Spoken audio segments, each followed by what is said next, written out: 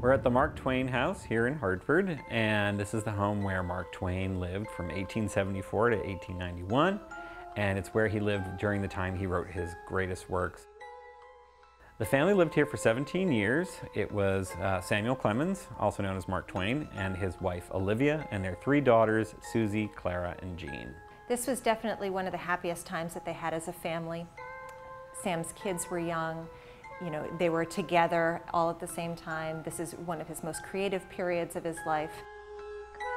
He experienced a lot of growing fortune, but also lost a lot of money, which ultimately led to them having to move out of the house in 1891 when he was bankrupt. He went on a speaking tour to try and get enough money to move back in and settle his debts.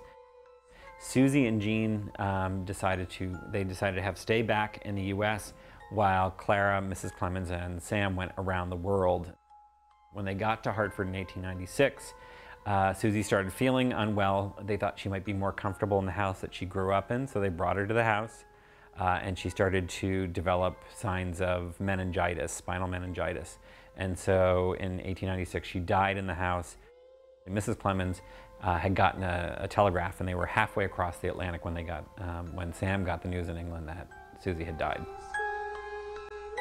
There's claims that Susie never really left. There are people who believe that she's still in residence in the house.